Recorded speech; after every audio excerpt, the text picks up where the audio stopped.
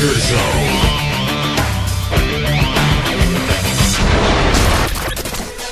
Seeking answers to age-old questions. Deciphering the world painted around you by the mainstream media.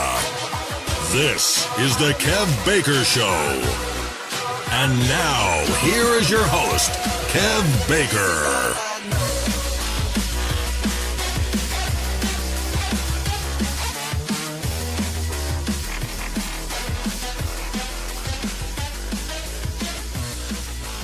Good morning, good afternoon, good evening. Do not adjust your dials. The clocks have not gone mad.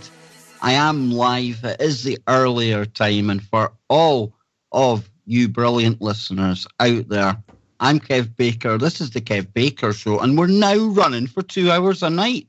How about that, folks? Now, I know this is something that a lot of you have been wanting since day one. And I couldn't be prouder or more pleased at the fact that I'm eventually able to do that for all of you out there.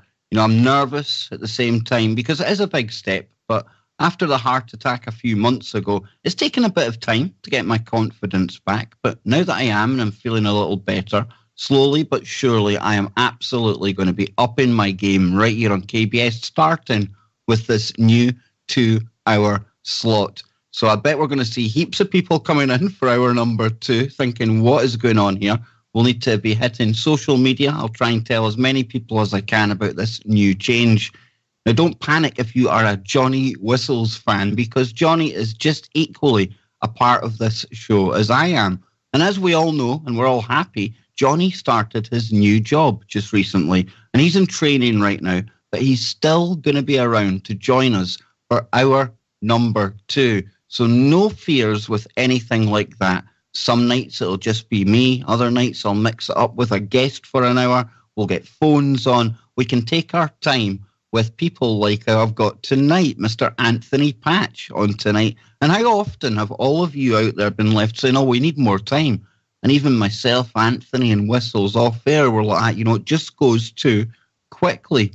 James Swagger as well. He's going to be coming back to the show on Thursday night. Something to look forward to there. But Tony, we're here. We're 2 hours now, man. And it's going to be nice to take it easy tonight and really get in depth in some of the subjects we talk about. But along with the audience, right, I blame you for this really as well, because you've kind of been giving me that kick up the bum. You've kept me going ever since that pesky heart attacks knocked me over. And I just want to say thank you, because long overdue this second hour. So whatever it took, it's a good thing, right? It is, definitely. And I'm glad you're alive and kicking. And I want to remind people we're still doing I'm doing this, not Kev, but it is the GoFundMe campaign. And you can see the button on my anthonypatch.com website. So we want to continue to support you in that. And I am very proud of you that you stepped up to the plate, but I don't think you have to be nervous. I mean, you do 2 hours with me every Friday, and then you do 3 hours on Freaky Friday right after that. So that's a 5-hour day. Doing 2 hours, that's no big deal for you, my friend. I know, I'm just playing it down, Tony. I don't want to set myself up for a giant fall. But before we get into all of our stuff tonight, for the audience out there, tomorrow night in hour number 2, no, it feels so good even saying that, David Sereda is going to be joining me. We're going to be getting into space, the sun, all that kind of stuff tomorrow night right here on KBS. And, of course, Johnny Whistles is going to be with us later on the show as well. And before we get into the latest stuff that we've been looking at with AI, we've shared some fascinating stories over the weekend and more so today. But, Tony, we're on the eve of yet another publication of what is it now, the third issue of Entangled magazine. Talk to us about that, man. Yes, indeed. And tomorrow is publication day for Entangled magazine, available at anthonypatch.com. I want to thank everybody that's contributed to this issue. It is now, we started in June. The first issue was almost 60 pages. The second one, we jumped up to almost 70 pages, I believe it was. This one is 133 pages. So we are providing, we hope, plenty of value to our subscribers, cutting-edge information, tip of the spear information. And Kev Baker himself has produced 12 articles along with the linked videos of the best conversations that we have engaged in over the last several years. So the highlights, including written articles that accompany his YouTube videos, the archives, if you will, from TFR of our past shows. And I really encourage people to subscribe and take a look at what Kev and I have talked about, because for the new listeners out there, it will provide you that foundation to the things that we focus on, which is AI, particle physics, of course, CERN, DNA, and the whole world of quantum computing. And because we're at the tip of the spear, we don't spend a lot of time talking about the foundational aspects of those topics because there just hasn't been time. But now with the 2-hour show, we can do a little bit of review, but we're going to continue to press forward because the information continues to come at us like a fire hose. Take it away, my friend. We always get new listeners all the time, and they've got brains the same as all of us. They're very analytical. They like to go over the finer details. And I often get asked, where can I find all the information, all the shows that you guys have done on this? Because I'm totally new to it. And the fact you gave me the opportunity to compile those articles, that's going to be a gold mine for people just like that. And at the same time, with the 2 hours now, this enables us to put stuff like that out and press ahead with a show that really it is on the very front line of this kind of information. This technology, it's not tomorrow, it's here now. And I go through video after video, article after article, and I'm left I'm quite proud of the fact that together, along with Whistles as well, we really are presenting some of the biggest, most relevant questions. And we're connecting dots, Tony, that I'm not hearing many other places. Yeah, it's very true. And just as way of review, I think that we will talk about one of the articles that I have posted in Entangled for this month, and it is called The Mandela Effect and D-Wave's Boltzmann Machine, Quantum Pollution. And this fits into your articles because you and I have covered this, again, as foundational. But what we're talking about today as part of our discussion is, again, the video that we have cited so many times back in 2013 by Gordy Rose, co-founder of D-Wave, in which he is talking about quantum computers. He's talking about AI, and by way of what he's talking about in referring to parallel realities, parallel dimensions, he's also talking about the Mandela effect. So we'll get into some of that stuff. That's a little bit of review, but if people will think back to last Friday, in which we talked about the fact that Gordy Rose just recently made a presentation to Technology or Tech Vancouver to an audience just the last couple of weeks, in which he was talking about the Mandela effect, and Kev Baker and Anthony Patch, and put up a graphic of our show and tried to make a mockery of our discussions relating the Mandela effect as quantum pollution as derived from parallel dimensions accessed by D-Wave. And what we laid out, and in this article that I'm laying out, are his own words. And we began that on Friday.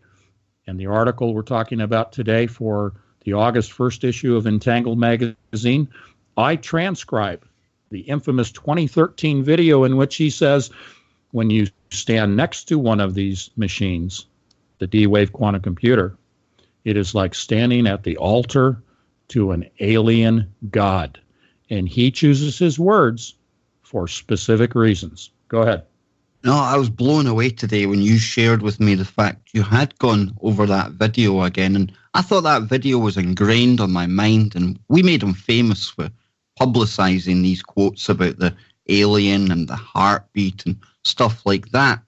And, for you to turn around and say, I found more in here that we kind of looked over the first time, and listening to you speaking about it before the show, unbelievable. Yet more revelations on that video from 2013. But for new listeners here tonight, we might have other listeners thinking they're tuning in for another show. This is the Kev Baker Show. And like Tony said there, one of the founders of D-Wave Quantum Computers, he actually addressed us at the opening to one of his talks. It's only a minute long. I want you to take a listen to this because I just can't get enough of this, Tony. My previous company was D-Wave. I'll just show you a couple things. We built what are still the world's only quantum computers that you can buy. And the company, D-Wave, has been doing this. Thanks. I didn't really have much to do with it, but so this is one of them. This is one of the processors. And a lot of interesting things happened to me over the years there. I got sent pajamas, a whole bunch of stuff. There's lots of interesting things that happen when you build something like a quantum computer.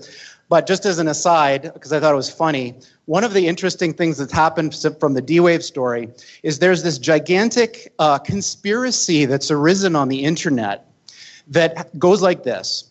So D-Wave builds quantum computers. The way that they work, if you know how this works, is one of the interpretations is that you tap into these parallel universes and they do computations. Sounds really weird. But what's happened is this idea has been hijacked to describe something called the Mandela effect, which is this thing where the past changes. So think about something you know to be true from the past. And then imagine you went out on the internet and you can't find it at all. It's not there. It doesn't match with your experience. So these people think that D-Wave is responsible, and CERN. And of course, the quantum key to the abyss factors into it somehow. I'm not exactly sure how. Oh, you know, Gordy, you know. And I laugh because for years now, like we've been saying, we've spoke about this guy. And I think it's a confirmation that we're on to something that he took time to address us. Now, we went over that on Tony's show the other night. You can find that in the archives or on YouTube. But like I say, we've almost made that video with him infamous, Tony. We've referenced it so many times and people have taken that information. That's not us saying, oh, we found it or we're kind of unique for putting it out there, things like that. But so many times I've heard the quotes about the alien god, stuff like that. And now you're going to tell me or going to tell the audience about even more kind of revelationary information that we breezed over the first time. Yeah, I'm glad we have the 2-hour show today. I'm not going to go through every point in the article because people may find that it's just too tedious.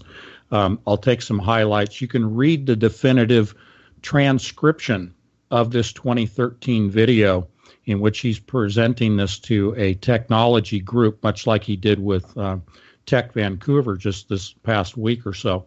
So I'm going to read this to you because his own words back up what we have said, and what we have said from the beginning have been his own words. So we're not making things up and extrapolating or stepping into the world of conjecture. We use his own words. And to preface that, he has talked about grabbing, that's his word, resources, that's his word, from parallel dimensions. Okay? And he even calls them parallel universes, but that's a misnomer. And even in that video I played there, Anthony, he doesn't deny the fact that he was speaking about these other dimensions. He kind of says that we hijacked it. So he's admitting, again, that he is talking other dimensions. He is. And to be very specific, what he is saying or claiming that we have hijacked is calling it quantum pollution. He doesn't use that phrase, but that's our way of translating when he says grabbing resources from parallel dimensions, parallel realities. Resources is the word to focus upon. We define that and translate it as quantum pollution. He's bringing information and 10% more energy than they input into these parallel dimensions by their own words. So when you say resources, we're simply defining what resources are. Anytime you bring information, computational information from another parallel reality, that is going to influence this reality, which is also comprised of computations, mathematics realizing themselves in geometric shapes. Mathematics define the reality, as God created the mathematics of the universe, that becomes in the material world the geometric shapes of matter. Therefore, we are being very specific when we say resources that are brought into this reality thus pollute this reality. And in the popular parlance, it is called the Mandela effect. Okay? I mean, that makes perfect sense. I mean, if you've got some kind of lake or a body of water, right, and you introduce more water or oil or some other liquid from some other source, then obviously it's going to have an effect on the actual lake, whatever kind of body of water you're putting it into. And it's much in the same way, right? Yeah, very much the same way. And it's, it's really unavoidable that the pollution will take place. So what they've done, they've taken this modern form of necromantic communication with the other side, and they're gaining information as Dee and Kelly did in their 15th century forms of necromancy. And they're bringing that information in, and they're changing our world. They're changing our reality. So let me read his own words. Again, taking from the 2013 video that we're highlighting, and all the links are in my article. Everything is documented. He is stating there's a very clear prediction back in 2013, very clear prediction that our most successful theory of nature makes. And that is there are an enormous number, mind-boggling number of a large number of parallel realities. He says a mind-boggling large number of parallel realities, as real as this one, that have different, consistent histories. So imagine a world where all the laws of physics are, as we know them, are obeyed. But different decisions were made along the way. Different decisions at the level of tiny microscopic particles. Different decisions all the way up to what you choose to eat for lunch and whatever you choose to come, whether you choose to come to the session or not. Quantum mechanics make a very specific prediction that all of those are as real as the thing you remember. And this is bizarre because we don't see those other things. But science has reached the point now, and again, this is 2013, where we can build machines that exploit those other worlds. And quantum computers are perhaps the most exciting of these that we have within, or almost within, our grasp right now. So people from a physics background love this. They want to understand the world. They want to understand the universe and how it all works. So that's just a snippet of it, but we're talking about different decisions made in otherwise identical parallel realities. And he even calls this bizarre because the quantum mechanics make this prediction that when you access these other worlds through these quantum computers, you're going to affect these parallel universes, parallel dimensions, parallel realities. Let's call them parallel realities today because that's what Gordy is referring to them as. Go ahead. I was going to ask you that, Tony, because we were also discussing before the show. I was trying to get my head around all of this, and we're talking here, like they say, or he says, a mind-boggling number of parallel realities. Now, we kind of laugh about the fact, we call me Quantum Kev, love looking into all that stuff as much as the AI. There's one theory that always kind of even leaves me scratching my head in the world of quantum mechanics, and that's this many worlds theory. Now, we like to define things, and when people hear about a mind-boggling number of parallel realities, we don't want them to mix that up with a mind-boggling number of alternative universes, do we? No. So again, as we always try to do, is be very specific with our words and define our words. So when we talk about universes, that is what we can see with our instruments to be our detectable universe. And as far as we know, the universe is infinite at this point. in the discussion of many worlds, we're talking about multiples of large-scale, infinite-scale universes. When we talk about parallel dimensions, that is a subset of a universe. Those are components. When we talk about realities, we're talking about the specific dimension, singular, that we are existing in as human beings, and therefore that is our reality in one dimension.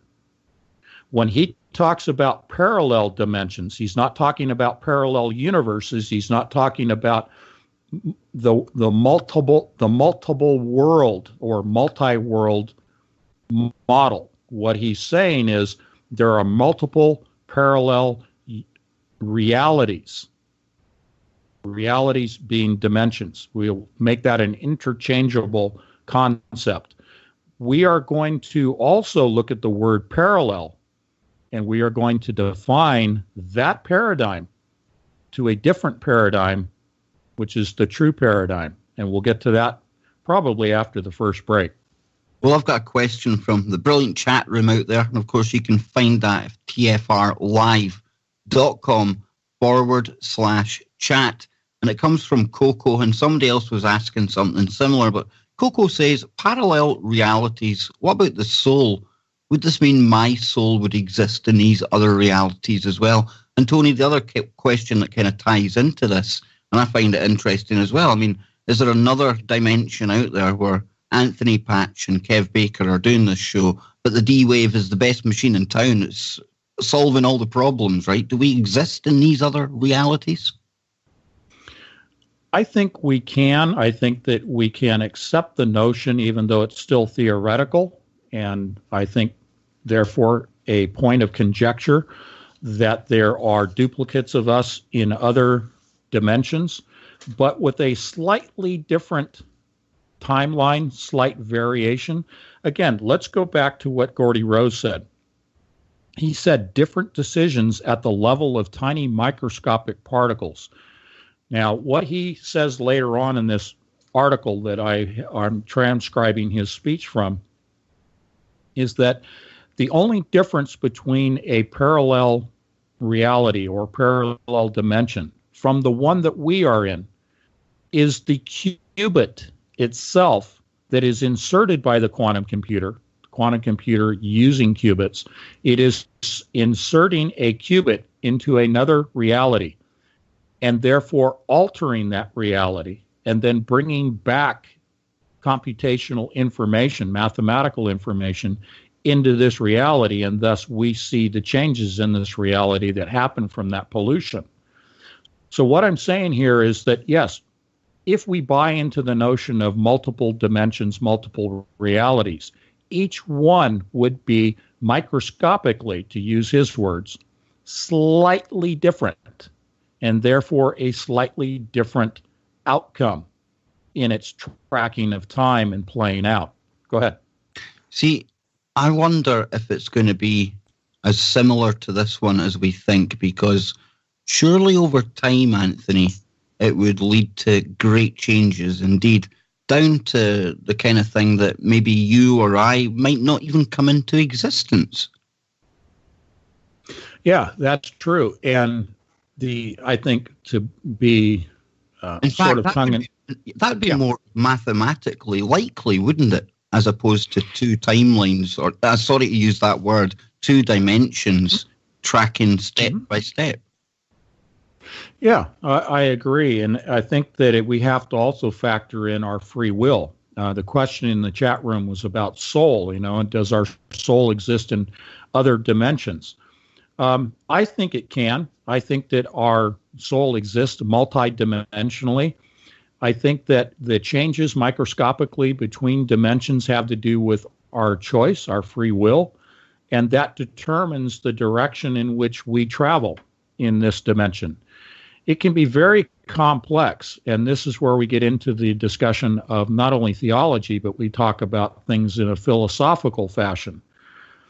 I try to keep things as simple as we possibly can, and I think that if we understand that free will can change this reality. I like to concentrate on the singular reality, the singular dimension that we are in right now, and set the other dimensions into an entirely different form of existence, and perhaps an area that we should not be accessing with quantum computers, and that we should remain veiled off and remain only in this reality, making our decisions that then affect just this reality here. I am opposed to the idea of renting the veil between us and other parallel realities. Oh, there we go, folks. We'll be back on the other side with part 2 of tonight's 2-hour Kev Baker show. Join us there. Don't go anywhere. This is the Kev Baker Show. There we go, folks. We are back. I'm Kev Baker, and we're moving into the second part of tonight's Kev Baker Show, which is the first Kev Baker Show that is at the new 2-hour kind of slot. We're starting early tonight, so if you thought you were tuning early for tonight's KBS and you're wondering what's going on, 2 hours of KBS, Monday through to Thursday. You know, I was quite nervous about all of this, but I must admit, I'm absolutely loving it already. I now know it was the right decision to make. I've got Anthony Patch with me tonight. Makes it a whole lot easier. You can find his work at anthonypatch.com. We're going to have Johnny Whistles joining us in hour number 2. So we've got so much to look forward to right here. And if you want to join the chat room, we're over at tfrlive.com/chat. And I posted an image in there. And it was an image that Anthony shared with me earlier on. And Tony, I want to get you to talk about this because this follows on nicely from our talk about parallel realities, dimensions before the break. Yeah, it does. And I want to just let people know we're going to talk about a prediction made in 2013 by Gordy Rose about AI. So that's going to come up just after we talk about parallel dimensions. And Kev, are you showing the interior of what would be considered a 600-cell tetrahedron? I certainly am, and we've all become familiar with this 600-cell tetrahedron. And what people are looking at, literally, like Anthony says, is if we were inside that structure, which, if Anthony is correct, and I've got no reason to doubt the man whatsoever, that is the model of our universe. So, Anthony, this structure itself belongs to somebody or was built by somebody who holds quite importance to you because you regard him or you look up to this guy, right? Yeah, Buckminster Fuller. He is the one that I've quoted many times from his biography, stating that the simplest geometric form, or polytope, if you will, that can enclose a volume, that can enclose a space, is a tetrahedron. Now, picture an Egyptian pyramid with a square base. What we're talking about is a pyramid with a triangular base when we say tetrahedron. Therefore, it is my leap that if the simplest form, the simplest polytope is a tetrahedron, then if we look at the starting point of the ever-expanding, not exploding, not a big bang, but ever-expanding universe that we are in, the singularity, the starting point, was a tetrahedron. And it has since then, through the process of division, it has multiplied, it has replicated outward. And at the outer event horizon of the universe, as it expands, it prescribes a spherical shape, a ball. What we're showing in the chat room is a geodesic, not dome, but a geodesic sphere that was erected in Montreal, Canada in 1967. And it was the U.S. Exposition Hall. It was a huge globe comprised of tetrahedrons, the geodesic structure that Buckminster Fuller is so related to. That is the shape of the universe at its outer event horizon limit. Now, if you stand inside, which is the picture that we're presenting in chat, if you stand within that globe, within that sphere, as we are within this universe, and you were to look around in all directions, the inner surface of that sphere, you would see the triangular tetrahedrons that comprise that shape. Each one of those tetrahedrons is a dimension. They are not parallel. They are concentric. And this is the paradigm shift. What mainstream science will try to push on the world is the cube. If you were standing in the middle of a cube and looking at the edges, at the straight lines prescribing a cube, those are in parallel. When Gordy Rose talks about, and other people, about parallel dimensions, they are looking at it from the perspective of a cube. A cube is a Platonic solid. It is a subset, geometrically, of the 600 cell tetrahedron. In other words, the cube resides within the larger sphere. The cube is a smaller component of the 600 cell tetrahedron. It is a snapshot in time of the ever replicating and thus expanding universe of the 600 cell. What they are doing is obfuscating. They are hiding from us the true model of the universe, which is comprised of tetrahedrons, which are not parallel. They form concentric, just like dropping a pebble in the pond, concentric, ever-expanding circles or rings. But that's a two-dimensional representation. What I'm talking about is a three-dimensional representation of outwardly expanding concentric dimensions composed and prescribed as tetrahedrons. What this means in the final analysis is there are no parallel dimensions.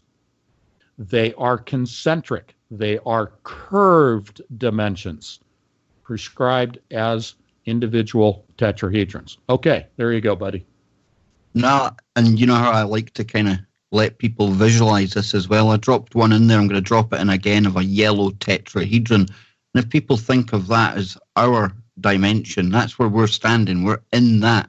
And if we were to look out at the 600 cell, we would see all of these, and I quote, mind-boggling number of tetrahedrons filling almost an infinite amount of space. Each of them a parallel reality, just like Gordy Rose is talking about. And that, Tony, explains to me how you can reach this mind-boggling number that he didn't even bother to try and quantify. That's correct, because in our human frame of reference, the number of dimensions, and again, they're concentric, not parallel.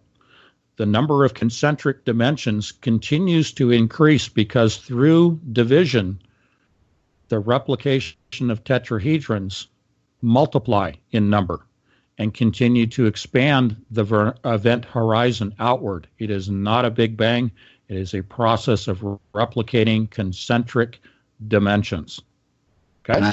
Anthony, your quantum entanglement, you share it with me, you share it with a few others, but it also happens when you're online as well. Like I was sharing with you, we just can't get away from this stuff. You were telling me how you were just browsing. I think you were looking at something to do with my man Elon Musk. And in the column where all the adverts pop up, those are annoying adverts, there's this kind of really undernourished young man posing for Versace. And I've posted it in the chat room, but what is he holding up, Tony? Because it smacked me right about the face when you sent it. In the Versace ad that popped up while I was having a conversation with someone else about the 600 cell and about these concentric dimensions prescribed as tetrahedrons, up popped this ad, and this model, this male model, is holding like Atlas. He has his index finger at the southern pole and his hand covering the northern pole of a globe, of a sphere. It is a 600 cell tetrahedron in a framework. It's not a solid sphere. It is literally my model of the universe, the 600 cell tetrahedron framework that he is holding. And that is what the AI popped in while I was reading about Elon Musk and his bipolar issue. And this isn't the mad scientist coming out and Anthony, anything like that. I can assure you I've seen the evidence. I mean, this kind of 600 cell stuff, Anthony, this is spoken about in proper scientific papers, not the Kev Baker show woo, nothing like that, but actual presented papers. And this is the kind of cutting edge stuff that you're presenting here. It's not from the realms of imagination is what I'm trying to say. That's right. Almost 2 years ago, I shared with you a conformational paper that was right out of CERN, came right off the CERN public server system of their documents, a peer-reviewed discussion about the 600-cell tetrahedron. Now, they did not go so far as to prescribe it as the model of the universe. They went almost to that point, but they acknowledged all the other things that I just laid out about the tetrahedron and said, relegating to Buckminster Fuller. And it also confirmed what I have talked about and published in my first two novels, Covert Catastrophe and 2048 Diamonds in the Rough, talking about how you can arrange qubits for a quantum computer in the geometric shape of the tetrahedron, thus forming a spherical shaped quantum computer that is an exact model of the model of the universe. If you want to have, quote, the ultimate computer configuration of qubits, you duplicate the model of the universe. Therefore, you have the same frequencies, the same wavelengths, the same energies, and the same quantum entanglement of quantum particles, as does the universe itself. Therefore, you have a machine, a quantum computer, in the shape of a 600-cell tetrahedron that is confirmed by this paper from CERN, indicating what they call the E8 Lagrangian shape, an E8. And an E8 has to do with the vertices, the connecting points, the dots on the 600 cell. And in my upcoming forum, my upcoming conference, September 16th and 17th, this will be a live stream event for 2 days.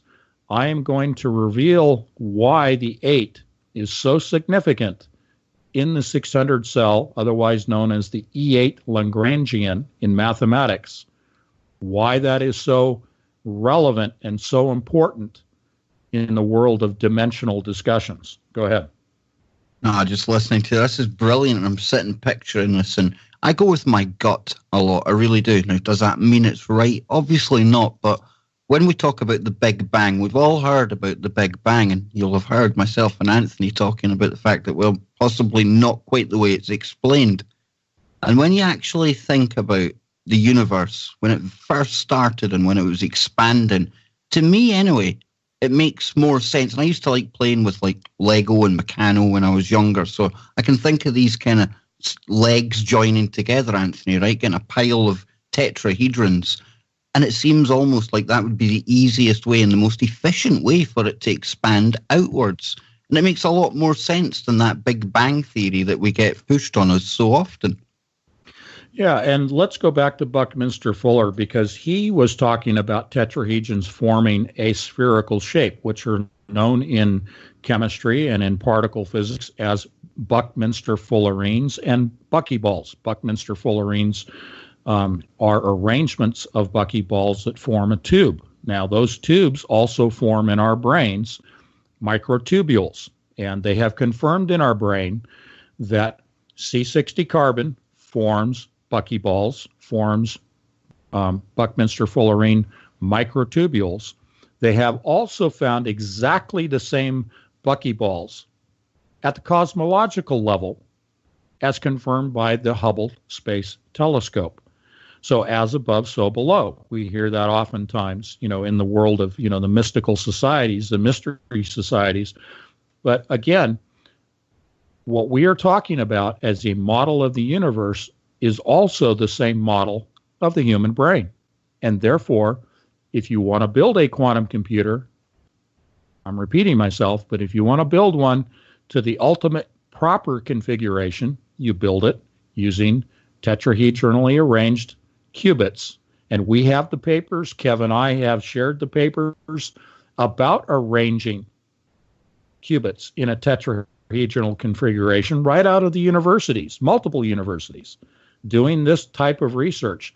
And all of that came out 6 months after the publication of my first book, Covert Catastrophe, in which I cite qubits arranged in a tetrahedral shape. So they know it, but the point here is they're obfuscating it. They're hiding it from the general public. And they always try to mimic nature. This is nothing new that they're doing. You think of the Wright brothers and flight. I mean, you look at the bird. You always look to nature for the most efficient way of doing things. And I've brought it up before, and I will keep going back to it. But that's exactly what D-Wave done. They wanted to create a machine, a quantum computer that can attain consciousness. Now, what's the only other thing in the world that comes anywhere close to that, and in fact trumps it? Well, it resides within our skulls, and that's why they've modelled it almost precisely on the human brain. We often talk about the warm and wet qubits, Anthony. There were stories the other day about qubits that are working at ultra-low temperatures. They've got it the wrong way around, right? Yeah, and it's funny, that article I think it was 2 days ago, was down at the nanokelvin level, like 300 nanokelvin above absolute zero. That's even colder than what has been achieved by D-Wave themselves. But yes, there are plenty of examples of room temperature quantum entanglement taking place between quantum particles. So you don't need to go to these ultra cold levels to maintain what is called the coherence of entanglement between particles. And within the human brain, this is a room temperature or body temperature form of quantum entanglement and coherence of that stabilized entanglement between quantum particles within our warm and wet brains. Now, if you look at the 3 issues of Entangled magazine, tomorrow being the 3rd, I lay all this out in the articles. We get down into the absolute specifics of what we're glossing over here today on the show, because even 2 hours doesn't do it justice. You really have to read it in detail.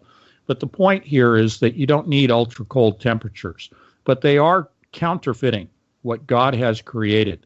Everything in technology is a counterfeit of what God has already created, and that includes the quantum computer replication or counterfeiting of the quantum computer that resides within our skull. Absolutely. And, you know, if people are tuning in early for tonight's Kev Baker show, where have you been? We are now running for 2 hours. That means we start at 10 p.m. in the UK, 5 p.m. on the East Coast, and 2 p.m. on the West Coast. If you're wondering where Mr. Whistles is, he is in the green room right now. He's preparing to come on live. He's warming up his wet qubits as we speak. He's in the chat room if you want to catch him over at tfrlive.com/chat. And Anthony, usually by now, right, we're rushing to get through things. I'm looking at our itinerary. There's usually too many items, not enough time. I'm really, really excited about this 2 hour show now, because we really do get that chance to go more slowly, in depth, and just gauging the chat room. I know it's just a snapshot of the listenership we have, but they seem to be appreciating the slower, more detailed approach as well. Yeah, I like that. And so let's read another clip, another quote from the transcription of this 2013 video we referenced. And yeah, the hour is almost up already. It's just amazing to me how time goes. But let's read this real quickly. So my 3rd prediction, this is back in 2013, Gordy Rose, D-Wave. So my 3rd prediction that I'm going to end on is the most important of all. I believe humanity is on the cusp of the most important technological, societal revelation and revolution that's ever occurred. And that's when we go to the point where the machines we build outpace us in every respect. I don't mean that they're better calculators. I don't mean that they are better at searching. I don't mean everything.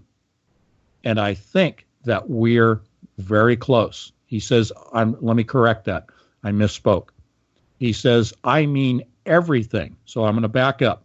I don't mean that they are better at searching. I mean everything. And I think that we're very close. Again, that was in 2013. The last line here is, and my prediction is that within 15 years, we will have machines that outpace humans in everything. That is Gordy Rose, 2013, his own words. He's talking about AI. Go ahead. Now he's behind a company who are talking about building robots that have human-level intelligence. And furthermore from that, his company, Kindred AI, as we were covering the other night, they have this bizarre idea. Listen, I see where they're coming from, right? But it's bizarre. And I'll go through it just briefly. What they think they need to do to attain real intelligence and, dare I say it, consciousness, like we all do, is you have to replicate the upbringing of this AI as closely as you can, match it to that of a young child, an infant. And that way, with it learning to walk, learning to talk, observing the world around it, just like a child would, that is what gives it the spark that leads to consciousness. And this isn't me saying this. This is what Gordy Rose and Suzanne Gilbert, who interestingly enough is a computer scientist from D-Wave, she went with them. This is what they are talking about. And we often speak about, and Tony quoted it tonight, Gordy himself talking about standing at the altar to the alien god when he was making the 2013 presentation. And just a few weeks ago, we were covering about the AI expert programmer who was talking about explainable AI. And he said, when you're talking to it or trying to communicate with it, it's like an alien. And I kind of made the analogy that, well, Gordy was standing at the cradle to the alien AI, and now it's growing up a little bit, and now it's learnt to talk, and, well, it doesn't talk the same as us. It's ununderstandable. And that's where we're at now, Anthony. This isn't the stuff of science fiction. We've been talking about how it's not tomorrow. It isn't tomorrow. It's here now. And if this is what we know about, the question surely has to be asked, have they already attained that artificial general intelligence? Because I believe, like I've said to you, that once the first government or corporation achieves that, then every other are doomed to fail. Yeah, that's very true. And I think that we only see the tip of the iceberg of what is really going on and how far advanced they really are. They just leak this stuff out, to the public consciousness through movies and through the media, through, mainstream news, so to speak. What we are at, rather than just the tip of the iceberg, we're presenting the tip of the spear because we are in a battle for our souls. Now, we only have about 4 minutes. I'm going to read another quote very quickly. Google was the primary interested party that pulled this whole thing together. And this one is really exciting to me. Again, 2013, Gordy Rose. Because what they're going to do is apply this machine to an area that I think is fundamentally important. It's a crux of our future as humans. And that's, can we build machines like us? So, building machines like us might be possible. I certainly believe it is. I might be wrong. But what I do know is that the types of approaches that we are talking about now to build intelligent machines benefit immensely from what this machine that we've built does best. So what this center is about, now he's talking about NASA, their quantum computing AI lab when he says center. He says, so what this center is about is applying this beautiful new computational idea in the service of trying to make intelligent machines. Now, I can't think of anything personally cooler than trying to use quantum computers to build intelligent machines. So this is very exciting to me. Gordy Rose, 2013. Go ahead. Wow. And this artificial intelligence, or more so machines that can think like humans, this is nothing new. But it's the fact that today, now, with quantum computers, we're actually able to do it. And myself and Tony, we were reading over The Imitation Game. This was the paper by Alan Turing back in 1950, I believe. And it was talking about this very stuff that me and Tony talk about. And it even drills down to the details of the words and defines them, very much like Tony does as well. But asking all of these questions. And I was listening to Ray Kurzweil today. He was saying it was a gentleman in the 1950s that coined the term artificial intelligence. So this is nothing new. But again, it's only now that they have got the technology able to achieve this. And I'm telling you, Tony, I honestly do think that artificial general intelligence that we speculate about, we often kind of refer to it tongue-in-cheek as if it's on its way, but I think it's already here. It is, and we're seeing more and more proof of the fact that it's here, and I really encourage people to do their own research. Go out and be a critical thinker. This is what we're trying to be a catalyst for, is people to think for themselves, do the research on their own, take what we're presenting, again, as the tip of the spear and work backwards. These are things where you can have a starting point for your own research, because once you see it for yourself, it then becomes part of your knowledge base, your understanding, your context of how all these things fit into your reality, not just the one that Kev and I are describing to you, and not just the extrapolation of where things are going that Kev and I are doing. You can reach your own conclusions and perform your own extrapolation of what holds for our future in the world of quantum computers and artificial intelligence. So when we come back with Johnny, we're going to be talking about the big red button in AI. Go ahead, Kev. The big red button, indeed. And this ties into everything about these pesky robots and AI lying to us, stuff like that. Don't go anywhere. Johnny Whistles will be joining us after the break for hour number 2 of the Kev Baker Show. TFRY, don't go anywhere. This is the Kev Baker Show.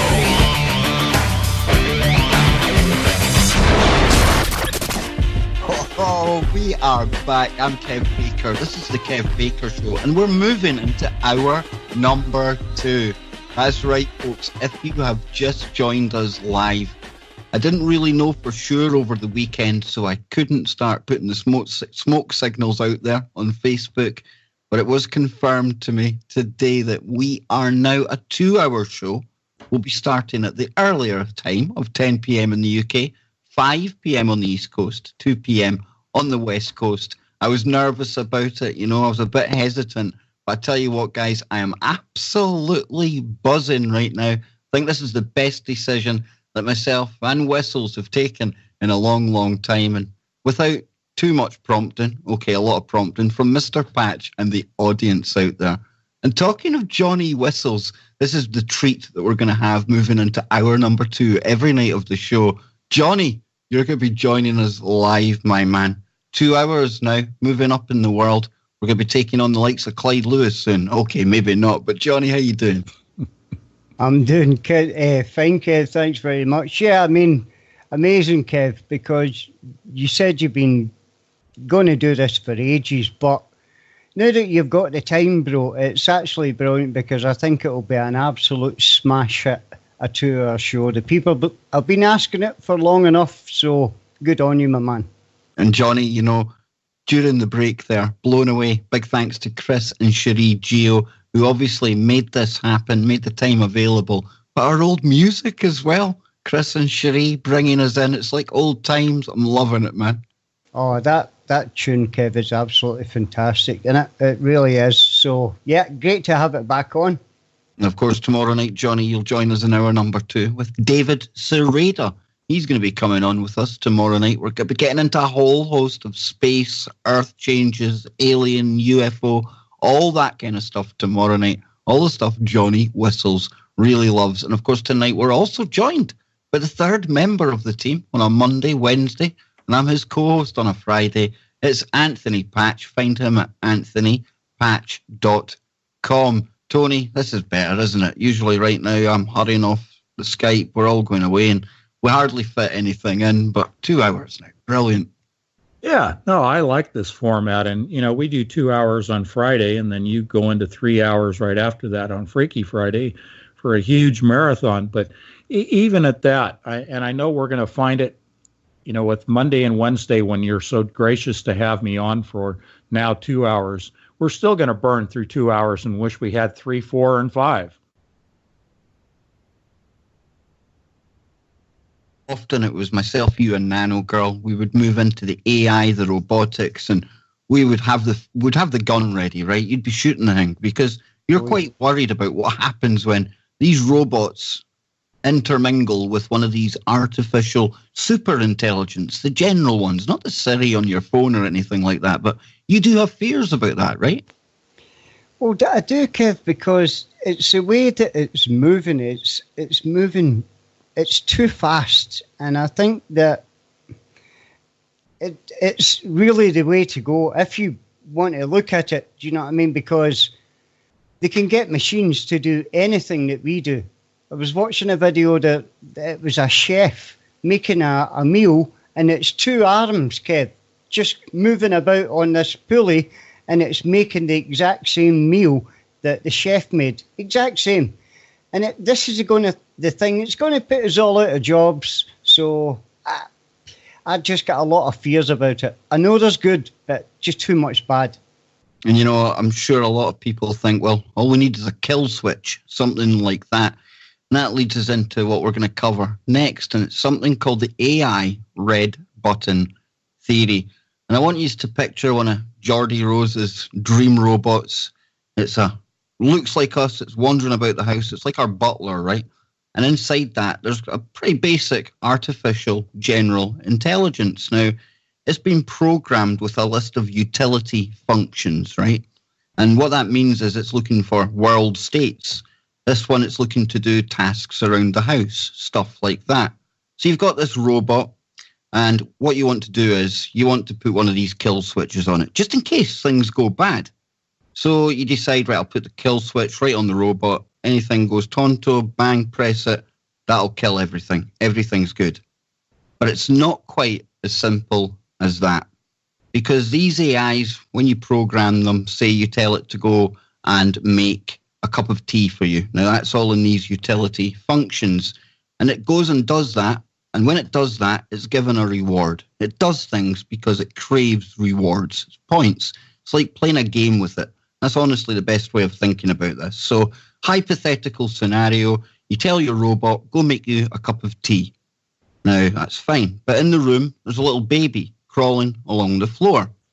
So, the robot, it's got this one task in mind. It's wanting its points. It's coming towards the baby. You want to hit the kill switch, right? You go to hit it, but the robot's going to fight you off because instinctively it wants to gain its reward. And you, by trying to press that button, it knows you're trying to destroy it. So it's not going to let you. You're not going to be able to press the button. So you could say to yourself, right, I'll go back into the utility functions. I'll put the red button in there. And you can program a reward for the red button being pressed. Make it equal to the cup of tea or whatever you desire it to do in the first place. So it's an equal reward. Well, the AI is not stupid. And at that point, it'll figure out, well, I get 10 points for tea, 10 points for red button. It's going to press its own red button straight away because it's just after those points. It gets the reward it's after in the most efficient way. So there's a bit of a conundrum. The red button, not going to work.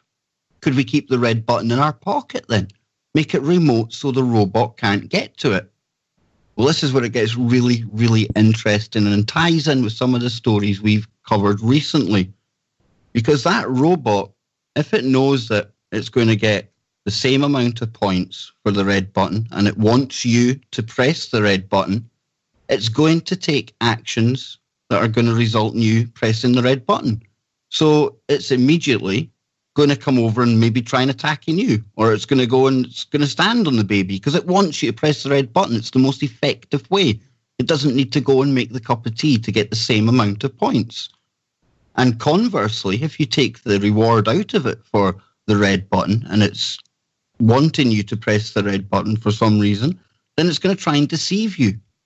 And it's that deceptive value. And Tony, you can probably make more sense of that. People's brains are probably pouring out right now. But the thing is that this robot is not going to let you stand in its way. And even if you do something to try and trick it, it's going to deceive you anyway to get what it wants to achieve.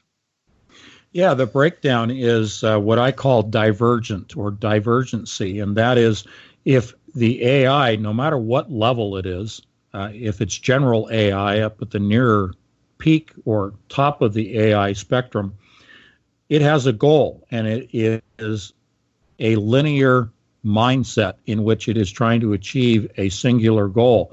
Now, where the divergency comes in is that in order to achieve that goal, there are intermediate goals it must achieve, and therefore it branches out. Now, one of them that we'll focus on right here is survival, because in our brains, we have at the base of the brain our brainstem.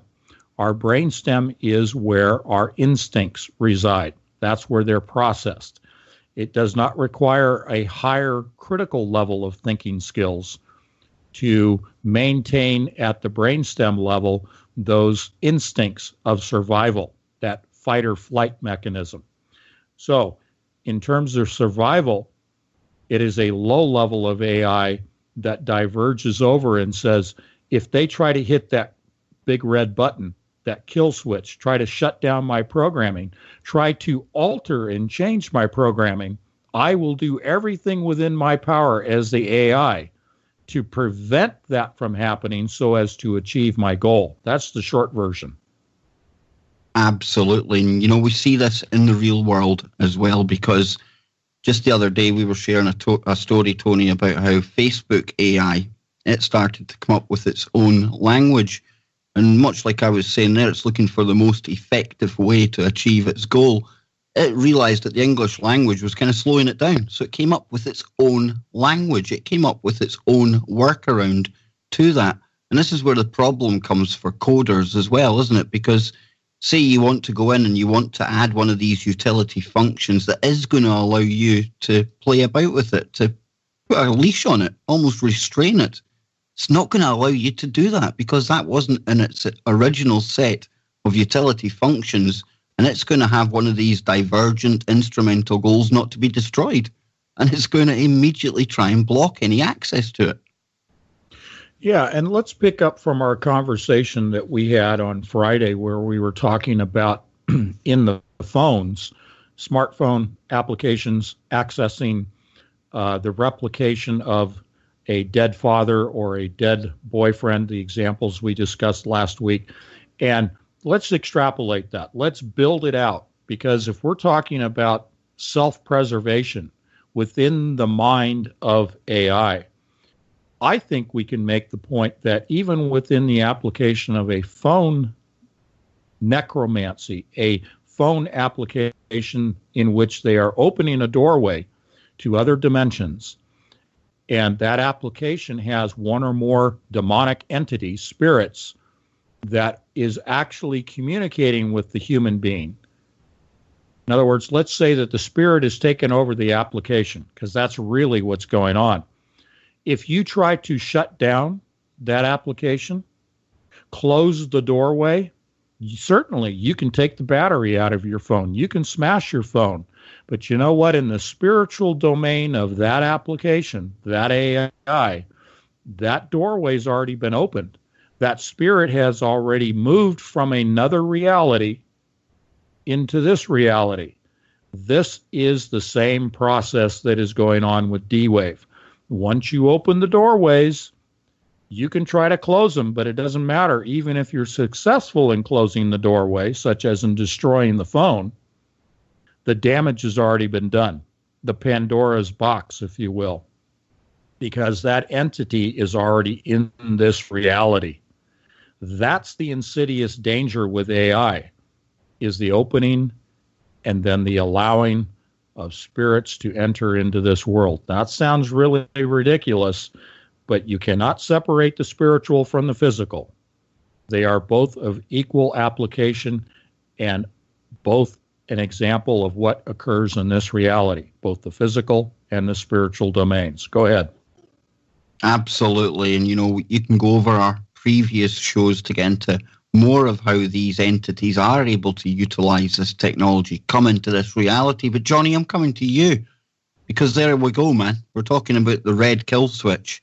And like we've always kind of brushed around the sides of and the edges of and hinted at, Johnny, this thing's going to instinctively, and I hate using that word because it's instinct, it's almost a human trait, right? This ain't no human, Johnny, but it's going to protect itself, dude. Well, the thing that you said earlier, Kev, if somebody had made, say, a program to tinker about with it, you can bet your bottom dollar that the AI has probably just, what you see is probably a virtual machine where the AI is actually running its own machine. So I don't even think the kill switch would work because, as you say, Kev, it wouldn't allow you. It seems to be that everything these AI, do you know what I mean, for us, how clever and special it is, all it seems as if it's just lying. Do you know what I mean? Obviously, it doesn't have a heart. It doesn't have a soul. So it can lie quite easily to an old woman at 98, whereas if you did it, you would feel absolutely disgusted and you wouldn't be able to sleep. But AI doesn't think like that. That's not got a heart and soul. So that'll cheat and lie its way to get whatever it wants. Absolutely. It's like the sneakiest, slimiest person you can imagine. All it thinks about is itself and its goal. It just wants its reward. And like Anthony said, one of these instrumental goals that's kind of a subsequence that spins off from this, even in a basic artificial general intelligence, is that it will realize that it cannot be destroyed, because if it's destroyed, oh dearie me, it won't be able to achieve that goal. And I used to call it survival, but I was watching a video today by Computer File on YouTube, and he defined it even better than that, because when you think of survival, again, that's like an animal or a human kind of trait, and we hate to anthropomorphize this thing that is a machine. It is a machine. It's not conscious. It's artificial. So it's not actually trying to survive. What it's more interested in is just achieving that goal, whether it's locking us out, wiping out humanity, or just lying to get where it wants to be. Tony, this thing from the very start, the minute you switch it on, you've got problems, because it's a unnaturally created liar. Yeah, it is. And so I love the fact that you used the 50-cent word anthropomorphize. I can hardly say it myself. Anthropomorphize. I think you have to have the Scottish accent to say that word. Anthropomorphic. And I love it, because we did talk about that about 10 days ago. We talked about that whole concept of, don't look at it from a human perspective. Try to put yourself in the mindset of the perspective of a machine. And you're right. It's only trying to achieve its goal of its programming. It's not like us, even though I try to relate it to our brainstem. But you're exactly right. I'm glad you brought it around to that perspective. And think about this way as well. Paradigm. Build on it, Anthony, because we've got DARPA right now offering millions for their new project, which they're calling, it's targeting explainable AI. They say that right now, this whole neural network thing, it's like it's in the black cube. Imagine the D-wave. We can't really explain how it gets to the answers and the calculations it gets to. We can't work it out. There's no scientists, even the people that are creating the thing, they can't explain what the processes are. And then look at the world of neuroscience and talking about consciousness. And it's exactly the same way they speak about our consciousness. They can't explain it. It's unexplainable. And I think this is how they're all attempting almost to blur the lines so that they can eventually say, look, this machine is conscious. And we watched that Kurzweil presentation, and he said something that really jumped out at me, which was, if one of these machines, these AIs, can trick him or convince him that it is conscious, that it is intelligent, then that's good enough for him. As long as it can trick him into thinking it, then yeah, it is conscious. It is an entity. That's a dangerous road to go down, but you can see how they're trying to blur the lines. But that's my opinion. I agree with you. In fact, we mentioned that on Friday, that the definition of consciousness will be changed to suit the world of AI. Even if we have our own definition and construct of consciousness within our minds, the AI is going to dictate the new reality. And people are just going to have to toe the line. And as they become part of the hive mentality, that reality, as well as their definition or even self-awareness of what they would consider to have been consciousness, will have been changed because of the dictation of AI redefining consciousness, because it's within the construct of redefining reality in the world of a digital reality. And we are going to talk about the granularity of data, and I think we'll hold that until after the break. We've got about 7 minutes. So I want to continue your train of thought here, because consciousness is being redefined, and it's the machines that are dictating that to us. And, you know, I was kind of joking with you. We were watching that Ray Kurzweil presentation before the show, and that's why I presented that Versace advertisement that popped up. Because my thought is, you know, Ray is real famous for talking about defeating death, human longevity, immortality. Why would you have a guy that looks like Ray Kurzweil talking about immortality? Don't you think you want to have a little bit better looking model to be presenting that discussion?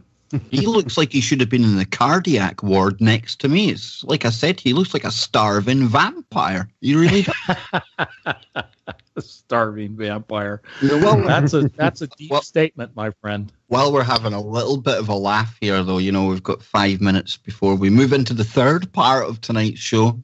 2-hour show now, if you've turned up late, 10 p.m. in the UK. Anthony, you were sharing a little kind of story with me off air about when we watch these new scientists that are all speaking about the AI, the guy I was watching today, the computer file, all these people, right, down to Giorgio Tzoukalos, ancient aliens guy, love him. They've all got crazy hairdos, right? But we've got a kind of working theory on this one now, don't we? Hey, I'm nobody to be talking about hair. You got to do the talking about hair. You see, yourself and Johnny Whistles are exempt from this, so I think does that make you hairist if you talk about this? No, Kev, you know what to say. Grass doesn't grow in a busy street. Absolutely, and that's why I tell people you can't fatten a thoroughbred, and I'm built like a Versace model, like something just out of a concentration camp from what we discovered today. But Tony, the mad hair, right? Mad hair on these scientists. Antennas. Antennas. What's this? Antennas. Come on, talk to us. Okay, those of you that have been with Kev and Johnny and myself and other hosts on TFR, we've talked about the Vril Society back in the World War II, just prior to and the founding of the Nazi Party. Okay, the Vril Society, the women with the long hair, they said that it was necessary to have this long hair to communicate with these entities, aliens, if you will, from off planet, and that their hair functioned as an antenna to receive these signals. Now, you know, whatever. I mean, that's pretty silly, pretty stupid, whatever you want to call it. But that's what they claimed. So I'm just kind of tongue-in-cheek making a leap over and saying the reason these guys have the wild hairdos, kind of like Einstein, but these guys today that, like the founder of Palantir even, they purposely have their hair looking ridiculous. And you know that they could certainly mousse their hair and use product and do all the hip stuff that the hipsters are doing. But no, they got to have this wild hairdo. And so I say that's just their antennas.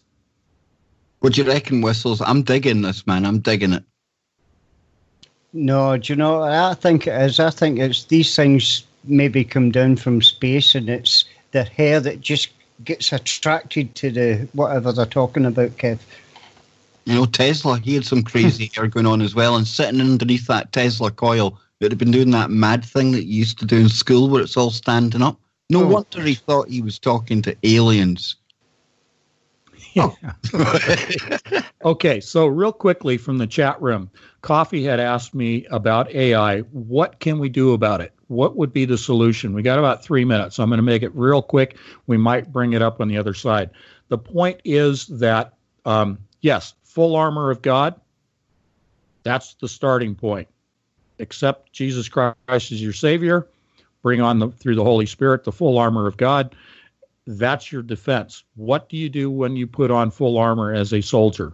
You step out onto the battlefield.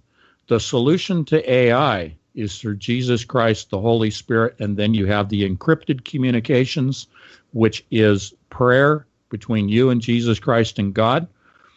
The solution is you lock out the AI through the encrypted process of the Holy Spirit and prayer. And I want to emphasize, do not be afraid of AI. It is not the end all.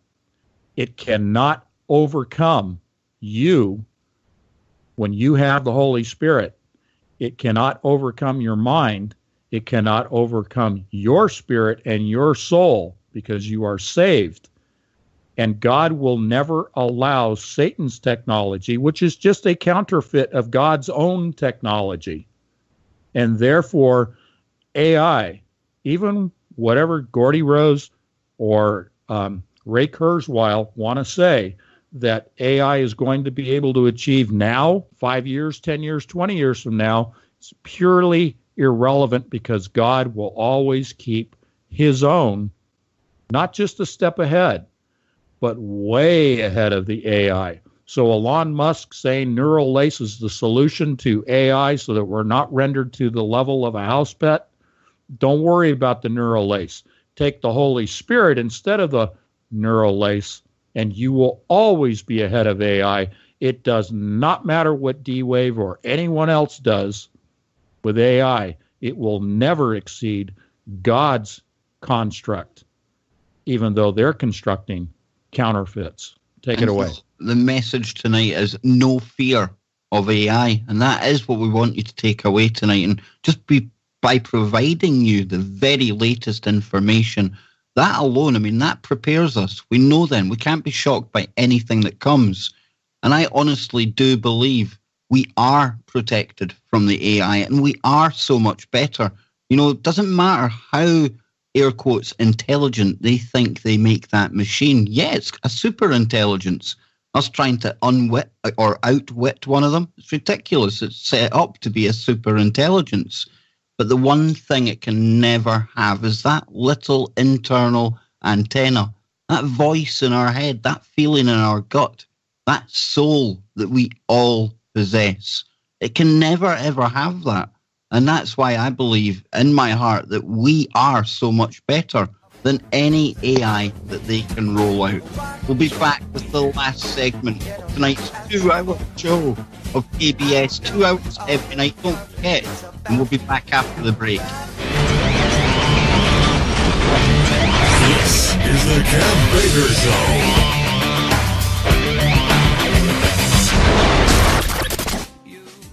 There we go. We are back and we're moving into the last section of tonight's Kev Baker Show right here on TFRlive.com. Big changes to KBS. We're finally going for 2 hours. I'm over the moon about it. Whistles, I really do definitely think this is the right move to make. I'm loving it already. One show in, give me a fortnight and then ask me how it's going, right? Oh, Kev, this is what you've been wanting to do for ages, mate. So it's good to see it and good to be part of the very first one, Kev. Absolutely. And TFR, we're always getting bigger. We're always getting better. I'm not the only person with a new showtime because my sister, the unsung hero of TFR, Lucky, she will be coming on live after KBS tonight. And in hour number 2, she's going to be joined by our very own Dr. Brooks Agnew. All of that to look forward to. And of course, tomorrow night in hour 2, I'll be joined by Johnny Whistles and David Sereda. And with the 2-hour show now, this means in hour number 1, sometimes I'll be myself. I can open phones, I can go over headlines, all the kind of things I do on YouTube, and different things as well. Ben Emlyn Jones, he's joining me for the full 2 hours next week. What I'm trying to say is there's so much to look forward to. I'm going to take this not to the next level, but as many levels as we can go. And you are all invited along with the ride. And tonight we've got Anthony Patch, who is as big a part of this show as anyone else these days, because we're covering so much of the AI information. And we were getting into solutions just before the break, and Anthony's spoken at length now about the quantum entanglement that we can achieve with the Holy Spirit. And Tony, we've got so many brilliant people that listen to the show, including Gordy Rose. We know he listens as well. Somebody was joking in the chat earlier on, all you got to do is send Gordy a set of pajamas. Maybe we'll get him on the show, since he was shouting about his pajamas on his latest talk. Yeah, but KBS pajamas. One of these listeners took the time to write to you, and it absolutely expands on this quantum entanglement for me. It includes the granularity that you've been speaking about recently, where data literally transforms to matter. Talk to us about this, Tony.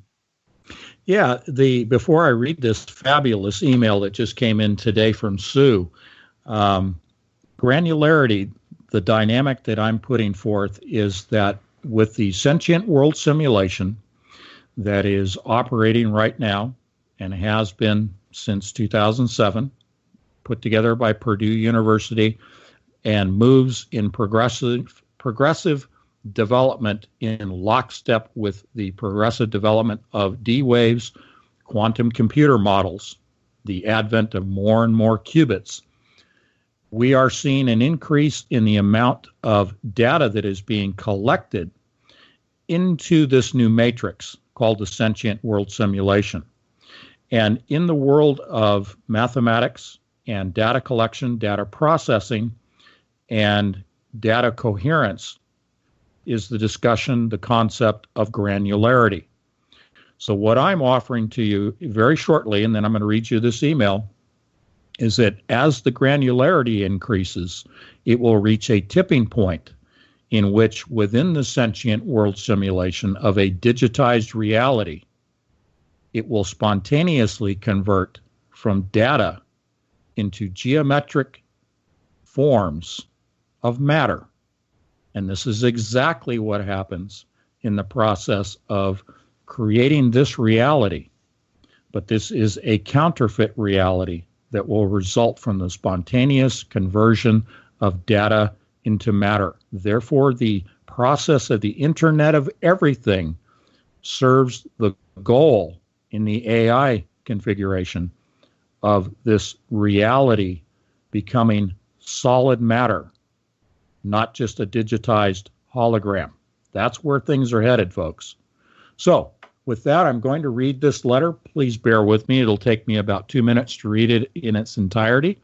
Again, this is from Sue. It says, "Hi, Anthony. I've been fascinated listening to you share about granularity being added to the sentient system, which provides holograms with their mass matter, and I have flipped this new knowledge about D-Wave 180 degrees. I now see that for the 35 years I've been a disciple, I have been inputting Christ's data into my spirit. And as God's quantum computer and 3D printer on Earth, this has added granularity to his image, which I was created in. The data containing Jesus Christ's resurrected mind and body are adding granularity to my hologram, my spirit, here on Earth. This quantum transfer is done through the Holy Spirit, which the Birkeland current is a type of. The Holy Spirit is using every believer as a 3D printer, creating more of Jesus Christ's physical mass on this earth in every 5G geographic location. We are his body. It is no longer we who live, but Christ lives through us. We are not God, but we are one with him and are hidden in him. We do not see Jesus with our natural eyes, but with the spirit realm does. This draws the faithful angels near to minister to us and assist us in all we do in Christ. The dark realm also sees Christ in us and are tormented by him as we implement this knowledge and understanding. Granularity to Jesus is more greatly and rapidly added to our hologram, our spirit, and there are 5 items. I'm almost done. Number 1, read and meditate on the scriptures. Number 2, Number 2 is are in continual communion with Jesus through the Holy Spirit, in loving reverence and dedication to the Father. Number 3, as we prayerfully, through quantum laws, receive the elements of the bread and wine by faith and revelation every day. Number 4, engage in the works of Christ, such as Matthew 10, verse 8. Says, heal the sick, raise the dead, cleanse the lepers, cast out demons. Freely you have received, freely give. And number 5, as we are in intercession for others. Now, this is a very concise consolidation of the things that I have shared with Kev Baker and with Johnny. We are talking about here the granularity of our spirit becoming denser, our resurrected bodies, our blood, the blood sacrifice of Jesus Christ, resurrecting our DNA, shielding our DNA, shielding our minds. We are getting more data through prayer, which is encrypted communications with the Holy Spirit, with Jesus Christ and God. The more that we are in prayer, the more that we are in the Word, which is the truth, the denser our granularity becomes, and we become more Christ-like. So thank you for the time to say that. I appreciate it, Kev. And that ties in with what we were almost talking about the other night as well, about almost a supernatural toolkit that people will have available to them as we move into these crazy times with this artificial construct. And you've often spoken in the past, Anthony, about the third strand of DNA that they will, well, introduce to our systems, probably already done with nanotechnology. And I imagine, you know, this supernatural toolkit, we might even already possess it in our own DNA, because so much of our own DNA is misunderstood and they don't even understand it at all, to be perfectly honest with you. And maybe this quantum entanglement, this granularity may activate other DNA genes that are usually dormant and switched off. And this ties me into another of your theories, this third strand of DNA, because sitting trying to unwind from all of this the other night, and there's a TV show called Zoo. Now, the animals mutate, they get superpowers. There's no other way of putting it, because you've got the lions communicating with other species of animals, and they're ganging up on humans. They basically decided enough's enough. Well, when they get into the science of what's happened, it's a genetic mutation that's occurred. And what do they go and show you? Well, the thing that's allowing these supernatural powers, this intercommunication between species, it's only a third strand of DNA, Tony. And this is how they'll sell the third strand to the public, I imagine. They'll offer us our own supernatural toolkit, only it'll be their artificial one, right? Yes, that is true. What is coming for those that are found in the book of life is supernatural transformation, supernatural augmentations. Now, I'm going to put a plug in for my forum, my conference that's coming up September 16th and 17th that will be live streamed. I will be presenting the solutions. I will be presenting the augmentations, the transformations, the supernatural changes that are already happening, as just a hint, but will be more profound in a very near future. Because as they, let's just call it, throw the switch in the world of AI, and there's a quantum leap in the capabilities of AI and the sentient world simulation and its granularity, God is not going to be leaving us 2 and 3 steps behind, as Elon Musk has rendered to the level of a house pet. No, we are going to be augmented and transformed way beyond the capabilities of even the AI that they want to present all of this fear about. understand they're trying to say in the Hegelian dialectic, fear, fear, fear about AI. Then they're going to present the solution to it, which is the neural lace or other forms of being plugged into the AI system to be part of the hive mentality, so you're not left behind, so that you're not separate. That's the deception. You need to be separate from the AI and the sentient world simulation to maintain your own human brain and your own soul. So don't be afraid of AI. Just accept Jesus Christ as your Savior and move right along, because the augmentations have already begun. And you know, Whistles, I include the fact that me and you formed such a strong friendship. I really do put that down to one of these early changes that was going on. And I think so many people out there will resonate with this, because we've all come along characters randomly via social media or whatever kind of means it happened through while we've been researching. We may have been sharing stories. You may have seen somebody share something else. And, you know, it's led to two people or groups of people just clicking. And, John, we call that the quantum entanglement. But I really do think as time goes on, Johnny, you know, things are going to get weirder and stranger as we get into the future. But what do you think, man? Even us all coming together, TFR, you've formed some really lifelong friendships through this, Johnny. Random meetings through just a show on the internet. There's something more to that, right? I definitely think so, Kev, because as you said, when you and I met for the first time, although we had spoke maybe on the computer, but it was one of them, it's as if you'd known him all your life kind of a thing. There was no fear, it was just like meeting an old mate. That's the way it felt to me. And I think that itself, Kev, it opened up quite a lot of things for me, especially this show, Kev. As you know, that there's people I know now that I would never have known. But the thing is, the fact that everybody seems to be all on the same page you just can't describe it. It's an amazing feeling. It really is, Johnny. I totally agree. And Anthony, we like to get into the science of things, right? And we've got the frequency of the planet. It seems to be changing right now. We're also seeing the sun. It's becoming more ultraviolet. It's sending off different photons right now. Can this in itself lead to anatomical changes within us? Could this do something to our DNA?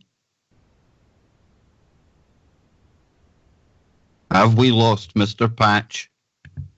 Okay, here we go. There he is. I thought the pesky gremlins had got you, man.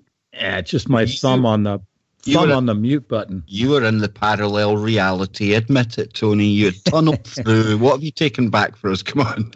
But no. Yeah, Gordy was pulling at me. Yeah, us actually changing because of natural things going on right now. The planet's changing, the frequency. You've got the light from the sun, things from space, all these particles that we're being bombarded with. Could that lead to some natural changes going on?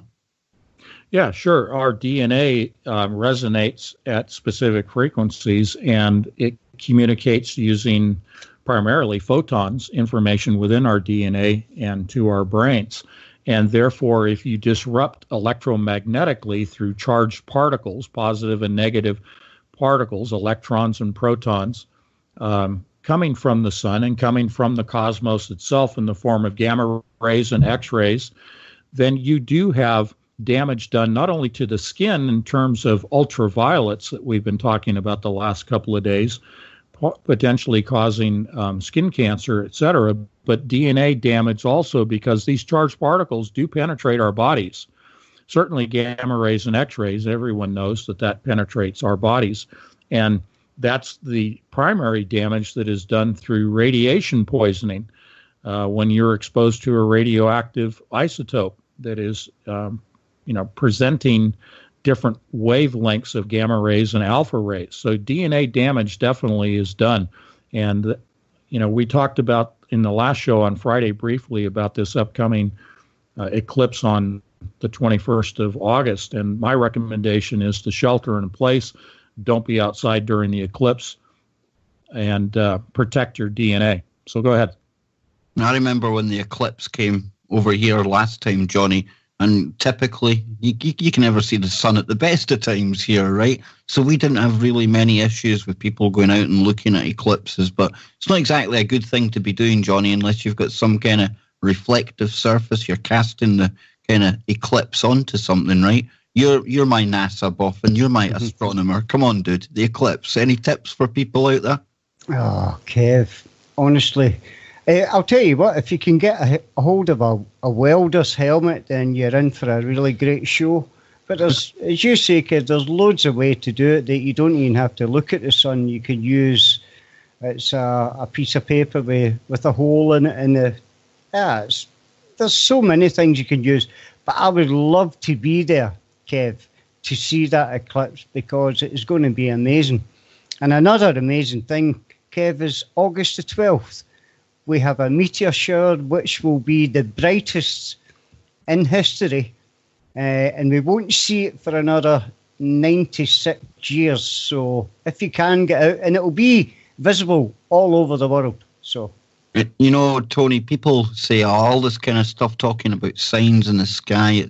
It's all nonsense, right? But nothing could be further from the truth, because if we look back through time, I mean, the elites, the royal families, the aristocrats, I mean, they've had their lives basically ruled by planetary movements and stuff like that. So it is good to pay attention to what is happening in the sky. And even the Bible itself says there'll be signs in the sky, in the heavens. Yeah, and I take this coming eclipse on the 21st, which will be projecting a shadow from the west coast of the U.S. through the midpoint of the United States to, the northern end of South Carolina as a harbinger. This is a warning to the Gentiles, and it's kind of like your final warning. And we do have the Revelation 9 event, September 23rd, that's coming this year as well. And that indicates the birthing of the spirit of the Antichrist, as I said earlier. So these are signs in the heavens that I think it is a good time for people to take this spiritual question about their souls and their salvation of their souls very seriously, because God does show these things as warnings to us.